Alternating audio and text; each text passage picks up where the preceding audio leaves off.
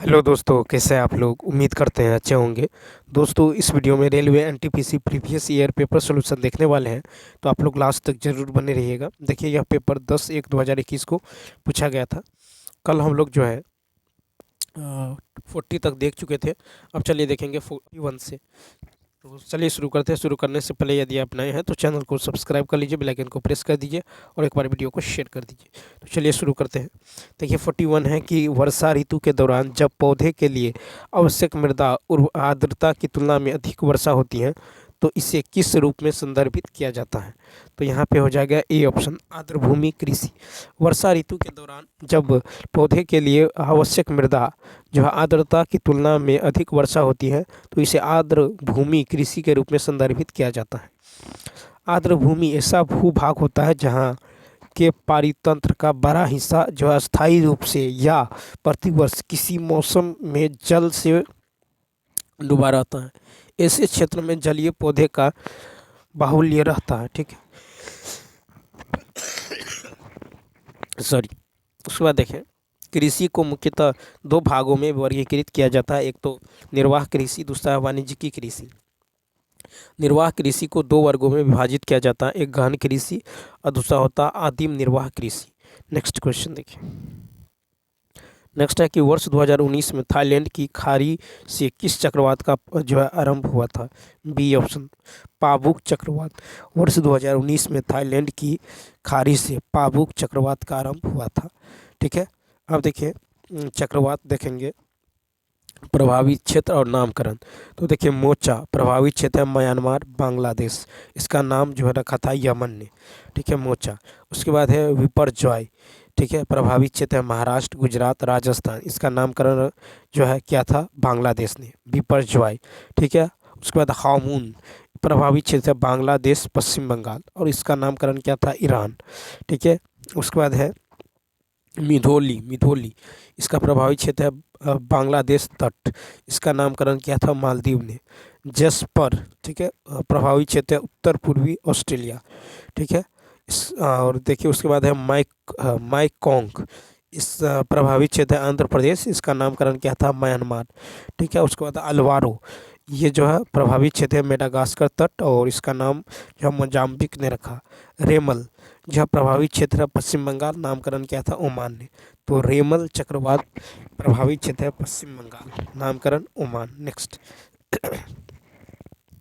तो ये कहता है इसको जो है सॉल्व करना है। ठीक, तो यहाँ पे जो है दशमलव के बाद 3 अंक है, यहाँ जीरो रख दीजिए, यहाँ पे 1 जीरो, यहाँ पे 2 जीरो। तो देखिए 00 80 80, तो 80 80 कितना हो गया, 160। तो यहाँ पे होगा 68 के लिए 1, फिर यहाँ पे देखिए 8 1 9। ठीक है, यहाँ पे कितना हो जाएगा, तो यहाँ पे देखिए यहाँ पे जो हो जाएगा ये हो जाएगा 8 8 8 8 8 16। ठीक है, 8 8 कितना होगा 16 और अतिरिक्त 24, ये कितना हो जाएगा 25 कैरी, फिर यहाँ पे 2 2 8 2 10 10 10, फिर 10 और 8 18, यानी 18 कितना हो जाएगा 568, यानी इसका राइट आंसर होगा ए ऑप्शन। नेक्स्ट 44 नंबर है कि वह छोटी से छोटी संख्या ज्ञात करे जो 2 से 10 तक की सभी संख्याओं से विभाज्य है। 2 से 10 तक की सभी संख्या से विभाज्य है, यानी इसका ये अर्थ हुआ कि 2 3 4 5 6 7 8 9 10 का लॉसो निकाल लीजिए, का लॉसो।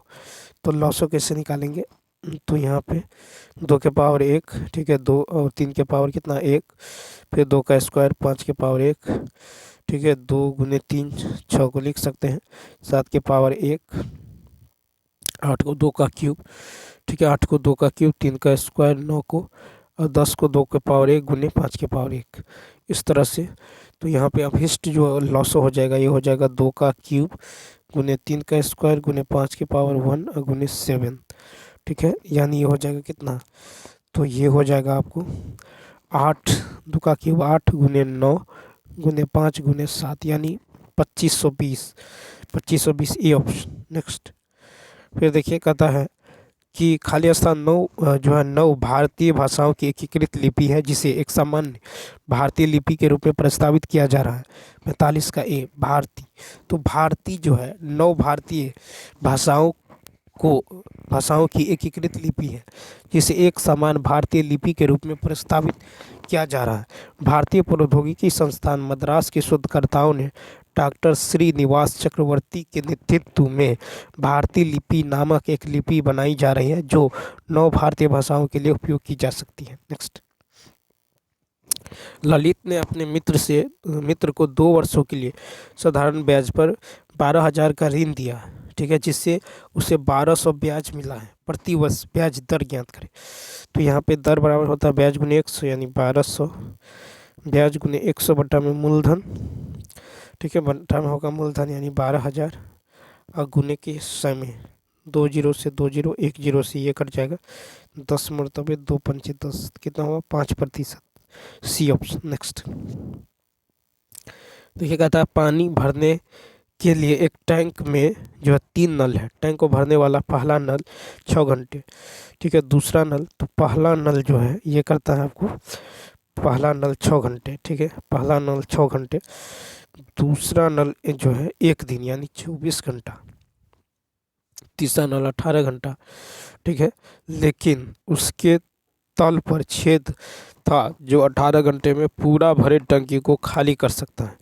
तो देखिए 18 घंटे में जो है ये खाली करता है, मान लीजिए डी है जो 18 घंटे में खाली करता है, पूरे टंकी को खाली करता है। 1 घंटा बाद छेद का पता लगा, 1 घंटा बाद, ठीक है, पता लगा, फिर कहता उसे तत्काल ठीक कर दिया गया। तो तीनों नल द्वारा टैंक को भरने में कितना समय जो लगेगा, तो यहाँ पे इसका एलसीएम ले लीजिए। तो एलसीएम लेंगे तो ये हो जाएगा कितना 72, तो यहाँ पे हो जाएगा 12 24 दिया 18 चौक 72, फिर 18 चौक कितना होगा 72, ठीक। तो देखिए चारों नल द्वारा 1 घंटा में किया गया कार्य तो कितना होगा, तो 12 + 3 + 4 -4, ये ख़त्म 12 और 3 कितना होगा 15। तो यहाँ पे जो है तो किया गया कार्य कितना होगा 15, तो शेष कार्य निकाल लीजिए। तो शेष कार्य यदि निकालिएगा तो 72 में से 15 घटा दीजिए, तो 12 में से 5 किया 7, 6 में से किया 5, यानी कितना बचा 57, ठीक है। शेष कार्य बचा है 57। अब 57 जो है ये करेगा ए बी और सी मिल करके, ठीक है, ए बी और सी मिल करके काम करेगा, ठीक है। चूँकि डी जो है ये खाली कर रहा है तो काम करेगा कौन, तो ए बी सी। तो 12 3 15, 15 4 19, 19 दिया कितना हो गया 57 यानी 3 घंटा। तो कुल कितना समय लगा, 1 घंटा वो और 3 घंटा ये, यानी कुल समय लगा 3 1 4 घंटा। तो यहाँ पे राइट आंसर क्या होगा, सी ऑप्शन। नेक्स्ट, अब देखिए कहता है सुशील एक कार्य को 15 घंटों में पूरा कर सकता है, विशन वही कार्य 18 घंटों में कर सकता है। यदि वे एक साथ करें तो उन्हें पूरा कार्य करने में कितना समय लगेगा, तो एक साथ करेगा तो 15 × 18 बटा में 15 + 18, ठीक है, ये कितना हो जाएगा 8 5 13, 1 1 2 1 3 23, ठीक है। तो ये हो जाएगा आपको 90, ठीक है। तो यहाँ पे जो है सॉरी 33 हो जाएगा, 3 से कट जाएगा, 3 पंचे 15 और 3 से 11, 18 पंचे 90 बटा 11, यानी 8 सही 2 बटा 11, 8 सही 2 बटा 11। नेक्स्ट, कथा कि कामाख्या मंदिर किस राज्य में स्थित है, तो सी ऑप्शन असम। कामाख्या मंदिर जो है असम राज्य में स्थित है। भारत के प्रमुख मंदिर देखे और राज्य देखिए, जैसे केदारनाथ मंदिर उत्तराखंड में है, बद्रीनाथ मंदिर उत्तराखंड में है, स्वर्ण मंदिर पंजाब अमृतसर में है, दिलवारा मंदिर ये राजस्थान जो है माउंट आबू में है, मीनाक्षी मंदिर तमिलनाडु में है, महाकालेश्वर मंदिर ये मध्य प्रदेश उज्जैन में है, ठीक है, महाबोधि मंदिर जो है बिहार बोधगया में है। नेक्स्ट क्वेश्चन देखिए, 50 है कि मुगल कालीन प्रसिद्ध गायक तानसेन जो किस भारतीय संगीत शैली से संबंध रखते हैं, तो 50 का होगा ए ऑप्शन ध्रुपद, ठीक है, ध्रुपद। तो देखिए मुगल कालीन प्रसिद्ध गायक तानसेन भारतीय संगीत शैली ध्रुपद से संबंध रखते हैं। ध्रुपद को हिंदुस्तानी राग दरबारी संगीत के उच्चतम श्रेणी के गीत का प्रकार माना जाता है। तानसेन सम्राट अकबर के दरबार में नवरत्नों में से एक थे। तानसेन के गुरु स्वामी हरिदास थे। तानसेन का मूल नाम रामतनु पांडे था। अकबर ने तानसेन को जो है कंठाभरण वाणी विलास की उपाधि दी थी। नेक्स्ट देखिए कहता है यहाँ पे इतना का जो है x-3 गुणज है तो k का मान, तो x के जगह 3 रखिए तो 3 के पावर 4 माइनस 2 इंटू 3 का पावर 3 प्लस 3 इंटू 3 का स्क्वायर माइनस 3 प्लस k बराबर 0। ठीक है, बराबर 0 कर लेंगे तो यहाँ पे 3 के पावर 4 कितना होगा 81। तो यहाँ पे हो जाएगा 81 माइनस 3 का क्यूब 27 दूनी 54, 3 का स्क्वायर 9 या 27 और माइनस का 3। ठीक है, प्लस के बराबर 0। ठीक है, तो ये हो जाएगा आपको, तो यहाँ पे सॉल्व करेंगे के का मान निकल जाएगा माइनस का 51। ठीक है, बी ऑप्शन। नेक्स्ट, अब यहाँ पे देखिए कहता है कौन पी बी क्यू निकालना है, कौन पी बी क्यू यानी ये कौन निकालना है। आपको पता है कौन जो है कौन आपको दे दिया गया है और बी पी बराबर है बी क्यू। ठीक है, बी पी बराबर बी क्यू दिया गया है। ठीक है, ये दोनों भुजा बराबर है तो ये कौन बराबर होगा। ठीक, और यहाँ पे कौन क्यू बी सी दे दिया गया, कौन क्यू बी सी यानी ये कौन दे दिया गया है कितना 72। ठीक है, तो यहाँ पे कौन क्यू बी सी 72 दे दिया गया है। ठीक, तो यहाँ पे यदि देखें तो कौन पूछ रहा है ये वाला कौन कितना होगा। ठीक है, तो यहाँ पे यदि देखें तो देखिए ये तो बाई कोण हो गया, इस ये जो बाई कोण है यह अभिमुख अंतः कोणों के योग के बराबर होगा, यानी कोण पी जोड़ कोण क्यू बराबर कितना होगा 72। ठीक है, ये यदि x है तो ये भी x होगा, यानी 2x बराबर कितना होगा 72। तो x बराबर कितना होगा 36, यानी ये भी 36 और ये भी कितना 36। तो ये कोण कितना होगा 180 माइनस 72 कर दीजिए, 36 को जोड़ के घटा दीजिए, 10 में 2 गया 8, हो गया 0 यानी 108 डिग्री। तो यहाँ पे जो राइट आंसर होने वाला है, सॉरी, तो यहाँ पे जो राइट आंसर होगा देखिए यहाँ पे जो होगा कोण P बराबर कोण Q है, कोण P बराबर कोण Q, और यहाँ पे जो हो जाएगा देखिए यहाँ पे ये कोण निकालना, ये कोण दिया गया है, ये कोण निकालना है। तो यहाँ पे एकांतर कोण जो है, तो यहाँ पे कोण P कोण 1, ठीक है, इसको यदि आप 1 मान लें, ठीक है 1, इसको कोण P, तो कोण 1 बराबर कोण P होगा। ठीक है, ये 72 है तो ये भी 72 हो जाएगा। ये भी 72 कैसे होगा, तो ये होगा एकांतर वृत्तखंड कोण प्रमेय से, एकांतर वृत्तखंड प्रमेय से ये कोण इस कोण के बराबर हो जाएगा। ठीक है, एकांतर वृत्तखंड कोण के प्रमेय से कोण 1 बराबर कोण क्या होगा कोण P होगा। ठीक, उसके बाद देखिए अब ये भुजा बराबर है तो ये कोण जितना होगा इतना ही ये कोण होगा, कोण P बराबर क्या होगा कोण Q होगा, यानी 72 होगा, कितना होगा 72। ठीक है, तो यहाँ पे देखिए यानी पी बी बराबर क्या है बी क्यू। तो इस त्रिभुज में ले लीजिए, इस त्रिभुज में यहाँ पे जो हो जाएगा ये हो जाएगा कोण P प्लस कोण Q, इसको कोण 2 मान लीजिए तो, या फिर कोण B मान लीजिए तो कोण P प्लस कोण Q प्लस कोण B बराबर 180। ठीक, तो यहाँ पे 72 प्लस 72 बराबर प्लस कोण जो है B बराबर 180। ठीक है, ये 72 जो है उधर जाके घट जाएगा, 180 माइनस का 180 माइनस 2 2 4 7 7 14, ये 10 में से 4 गया 6, 7 में 4 गया 3 यानी 36 डिग्री।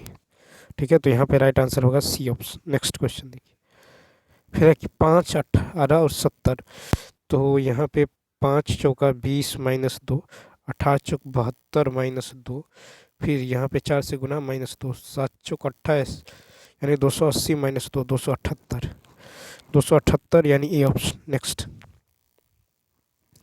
नेक्स्ट है कि क्लब ऑफ रोम के द्वारा दी लिमिट्स टू ग्रोथ का प्रकाशन कब किया गया था, 54 का सी ऑप्शन 1972 में।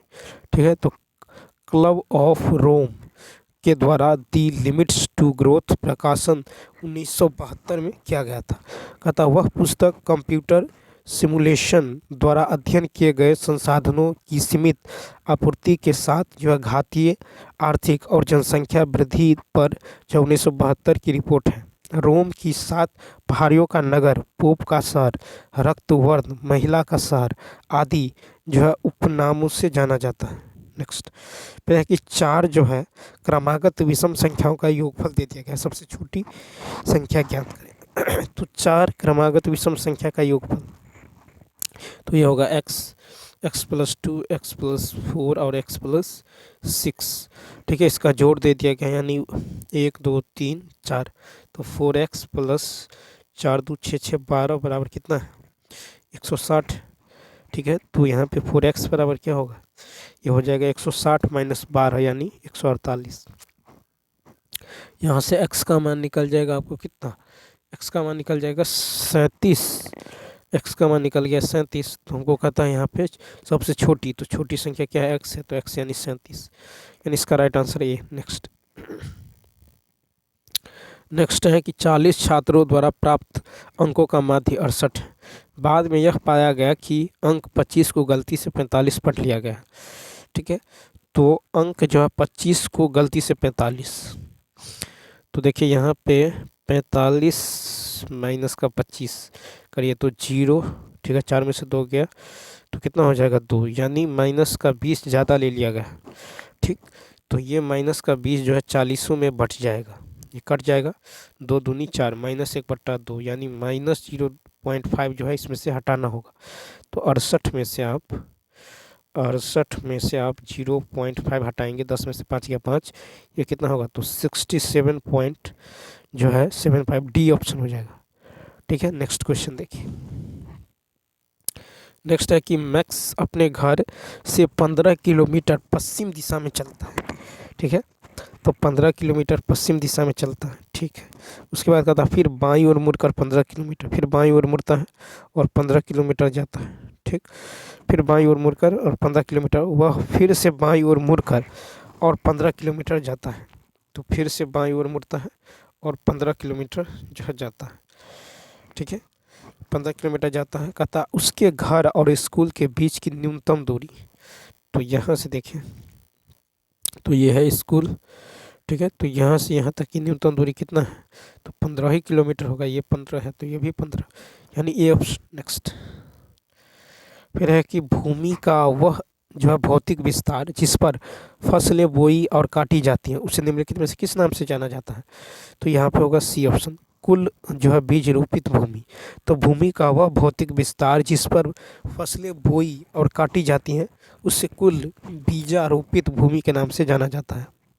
बंजर भूमि वह भूमि जो प्रचलित प्रौद्योगिकी की मदद से कृषि योग्य नहीं बनाई जा सकती, और कृषि बंजर भूमि वह भूमि जो पिछले 5 वर्षों तक या अधिक से अधिक तक जो है परती या कृषि रहती है। ठीक है, वर्तमान धरती परती भूमि, तो वह भूमि जो एक कृषि वर्ष या उससे कम समय तक कृषि रहित जो रहती है वर्तमान जो है परती भूमि कहलाती है। नेक्स्ट, नाइट्रोजन यौगिकीकरण के माध्यम से मृदा की प्राकृतिक उर्वरता बढ़ाने वाली फसलें कहलाती हैं, बी ऑप्शन फलीदार फसलें। तो नाइट्रोजन यौगिकीकरण के माध्यम से मृदा की प्राकृतिक उर्वरता बढ़ाने वाली फसलें फलीदार फसलें कहलाती हैं। फसल चक्र, एक ही खेत में प्रतिवर्ष फसल तथा फलीदार पौधों को एक के बाद एक करके अदल बदल कर बोने की विधि को सामान्यतः फसल चक्र कहते हैं। नाइट्रोजनी उर्वरक जो है बृहत पोषक नाइट्रोजन की आपूर्ति करते हैं, ये उर्वरक है यूरिया। ठीक है, इसका सूत्र होता है CONH2 का होल ट्वाइस। ठीक है, अमोनियम सल्फेट NH4 का होल ट्वाइस SO4। उसके बाद होता है कैल्शियम अमोनिया नाइट्रेट यानी CaNH4NO3 का होल 3। ठीक है, अमोनियम नाइट्रेट यानी NH4NO3। ठीक है, नेक्स्ट फिर है कि खाद्य पदार्थ वस्त्र जैसे उत्पाद एवं मनोरंजन जैसी सेवाओं को उनके अंतिम उपभोक्ताओं द्वारा खरीदे जाने पर खाली स्थान कहा जाता है, सी ऑप्शन। तो उपभोग वस्तुएं, तो खाद्य पदार्थ वस्तु जैसे उत्पाद एवं मनोरंजन जैसी सेवाओं को उनके अंतिम उपभोक्ताओं द्वारा खरीदे जाने पर जो उपभोग वस्तुएं कहा जाता है। वे वस्तु जिनकी सहायता से उत्पाद का निर्माण किया जाता है पूंजीगत वस्तुएं कहलाती हैं। वह वस्तु जो पूरी तरह से बिक्री हेतु तैयार होती है उसे अंतिम वस्तु कहते हैं, पूंजीगत। ठीक है, पूंजीगत वस्तु को मध्यवर्ती वस्तु कहा जाता है। तो पूंजीगत को क्या कहा जाता है, मध्यवर्ती वस्तु। ठीक है, उसके बाद यदि देखें तो यहाँ पे क्वेश्चन नंबर देखिए 61 है कि हमारी जिह्वा पर कौन सा अभिग्राही जो है स्थित होता है। तो यहाँ पे सी ऑप्शन यानी रस संवेदी। तो हमारी जिह्वा पर जो है रस संवेदी अभिग्राही स्थित होती है। मनुष्य में जिह्वा का अग्रभाग मीठे या अनुभव करती है, मीठे का अनुभव करती है। जिह्वा का पश्च भाग कड़वे का अनुभव करती है। जीह का जो है पार्श्व भाग में खट्टे का अनुभव होती है, ठीक है, पार्श्व भाग में। और जिह्वा का जो अग्र, छोर एवं किनारे जो है नमकीन स्वादों का अनुभव करती है, ठीक है। जीभ जो है स्क्वेमस जो एपिथेलियम ऊतक का बना होता है। जीभ निगलने एवं मुंह साफ करने में सहायता करती है, ठीक है। तो हमारी जिह्वा पर रस संवेदी अभिग्राही स्थित होती है। नेक्स्ट यहाँ पे देखिए डी ई। तो यहाँ पे डी ई, तो यहाँ पे क्या होगा, ओ पी हो जाएगा। फिर एफ जी एच, दो जोड़ा है तो यहाँ पे दो जोड़िएगा तो यहाँ पे एस हो जाएगा। फिर देखिए एच आई जे के 3 जोड़ा गया है तो यहाँ पे 3 जोड़िएगा तो यहाँ पे क्या होगा, भी हो जाएगा। यहाँ पे देखिए जे से एन जोड़ गया है यानी 4 जोड़ा गया है तो यू में 4 जोड़िएगा तो यहाँ पे वाई हो जाएगा, यानी इसका राइट आंसर होगा ए ऑप्शन। नेक्स्ट क्वेश्चन देखिए, कहता 1932 का पूना पैक्ट समझौता महात्मा गांधी और किस नेता के बीच हुआ था। 63 का डी, बी आर अम्बेडकर। 1932 का पूना पैक्ट समझौता महात्मा गांधी और बी आर अम्बेडकर के बीच जो है हस्ताक्षरित किया गया। दलित वर्ग को पृथक निर्वाचन मंडल की सुविधा दिए जाने के विरोध में महात्मा गांधी ने यरवदा जेल में ही 20 जो है सितंबर 1932 को आमरण अनशन शुरू कर दिया। मदन मोहन मालवीय, डॉक्टर राजेंद्र प्रसाद, पुरुषोत्तम दास, सी राजगोपालाचारी आदि के प्रयत्नों ने जो है 24 सितंबर 1932 में गांधी जी और दलित नेता अंबेडकर के मध्य पूना समझौता हुआ। ब्रिटिश प्रधानमंत्री रेमजे मैकडोनाल्ड ने 16 अगस्त 1932 को विभिन्न संप्रदायों के प्रतिनिधित्व के विषय पर जो है एक पंचाट जारी किया, जिसे सांप्रदायिक जो है पंचाट कहा गया। नेक्स्ट कहता है यदि वृत्त को त्रिभुज को वर्ग और वर्ग को आयत कहते हैं तो 3 भुजाओं वाले बहुभुज क्या होगा। तो देखिए त्रिभुज को क्या कहेंगे, वर्ग, तो यहाँ पे हो जाएगा सी ऑप्शन 64 का। नेक्स्ट 65 नंबर देखिए, कहता प्रत्येक जो है वृक्क में बड़ी संख्या में निस्यंदन इकाई होती है, उन्हें कहा जाता है।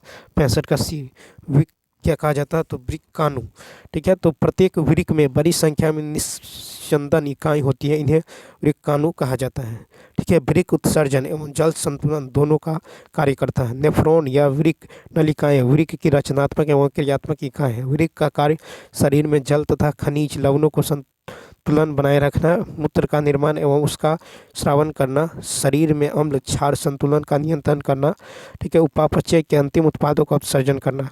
इनके द्वारा इरिथ्रोपोइटीन हार्मोन का स्रावन करता है, जो लाल रक्त जो है कणिकाओं के निर्माण को प्रेरित करता है। वृक्क जो है द्वारा उत्सर्जन 3 भाग चरणों में होता है। एक तो ग्लोमेरुलर फिल्ट्रेशन द्वारा, उसके बाद है ट्यूबुलर पुनर्शोषण द्वारा, उसके बाद ट्यूबुलर स्रवण द्वारा, ठीक है। उसके बाद यदि देखिए यहाँ पे है कि एबीसी की 3 भुजाओं, त्रिभुज एबीसी की 3 भुजाओं 6, 4 और 9 सेंटीमीटर। अन्य जो है डीएफ त्रिभुज की भुजा 36 और त्रिभुज एबीसी के समरूप है। तो डीएफ का सबसे बड़ा संभाव्य परिमाप क्या है। तो यहाँ पे यदि आप देखें तो यहाँ पे त्रिभुज DEF और एक है ABC, A B और C। यहाँ पे है 4, ठीक है, 4, 9 और 6, ठीक है, 4, 9, 6, यहाँ पे दे दिया गया 36, ठीक। तो यहाँ पे जो है सबसे बड़ा संभावी परिमाप क्या होगा, चूँकि त्रिभुज ABC और त्रिभुज DEF ये समरूप है तो क्या होगा, तो यहाँ पे हो जाएगा DE बट्टा AB, ठीक है। DE, ठीक है, DE बट्टा में हो जाएगा आपको, देखिए DE बट्टा में AB, DE बट्टा में AB बराबर हो जाएगा EF बट्टा में BC, ठीक है। तो EF बट्टा में BC और DF बट्टा में AC, ठीक है। DF बट्टा में क्या हो जाएगा AC, ये बराबर हो जाएगा। तो यहाँ पे क्या होगा, तो ये है DE है 36, तो 36/में हो जाएगा 4, ठीक है, 36/4। फिर हो जाएगा आपको EF/में 9 और DF/में 6, ठीक है। DF/में कितना हो जाएगा, तो 6 हो जाएगा, ठीक है। यानी यहाँ पे देखिए, तो 36/4 बराबर होगा EF/9 बराबर DF/6, ठीक है, 6 होगा। तो यहाँ से आप EF निकाल सकते हैं इन दोनों को कंपेयर करके। तो 4×36, तो EF कितना हो जाएगा, 81 हो जाएगा, 81, ठीक। और यहाँ से DF निकाल लीजिए, ये DF ही इन दोनों को कंपेयर करके, तो 6×9 = 54, तो DF हो जाएगा कितना, 54, ठीक है। तो सबसे बड़ा जो है परिमाप क्या होगा, 36 + 54 + 81, सबको जोड़िएगा 171, 171 कहें तो बी ऑप्शन, कितना होगा, बी ऑप्शन। तो चलिए दोस्तों, इस वीडियो में इतना है। यदि यह वीडियो अच्छा लगा हो तो लाइक, शेयर और सब्सक्राइब करना ना भूलें। Thanks for watching.